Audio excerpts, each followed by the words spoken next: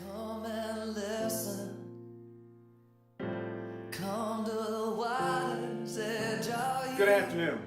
I'm Pastor Bill from Christ's Victory Lutheran Church, and it's such a pleasure to be able to take a few minutes out of our lives to slow things down, just to talk a little bit about some of the challenges that we see happening in this world around you. I pray that God is blessing you immensely on this beautiful day. He's given us beautiful blue skies and abundant sunshine, an absolute gift from God. And I pray that you are taking full advantage of being able to appreciate and live your life in all that God's given you to do. Now, if you've been following much what we're doing here at Christ's Victory lately, we put this quote out there. We put this thing out on Twitter yesterday about a quote. And what that quote is, it says this: the greatest single cause of atheism in the world today is Christians who acknowledge Jesus with their lips. Then they walk out their door and they deny him by their lifestyle. That is what an unbelieving world simply finds unbelievable. It's hard for us to be able to equate and to be able to respond to things sometimes with what people say and think because of the lifestyles that we live. So we put this quote out there and we challenge you to think a little bit about what it says. We want you to see if you think there's any truths in this saying, or how do we respond as Christians when we hear things like this. I've shared this with our congregation many times, and I'm going to share it with you now.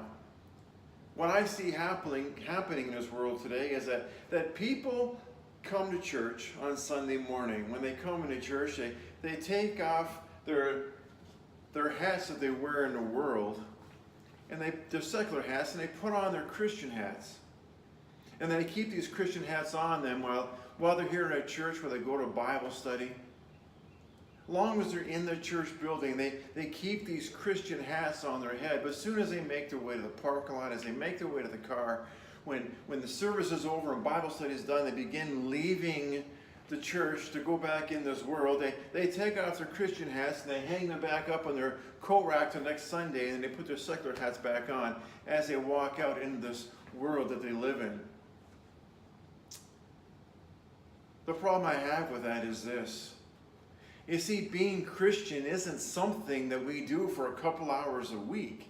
Instead, it's something that we do each and every day. It is a lifestyle, because that is who we are called to be.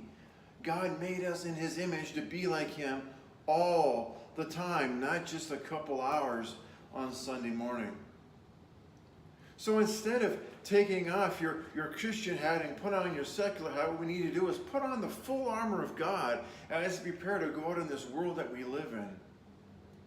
Because that is who God wants us to be. And when we put on the full armor of God, what we're doing is we're helping ourselves not to be that person who takes their secular hat off to put on their Christian hat, to put their secular hat back on as they go in this world.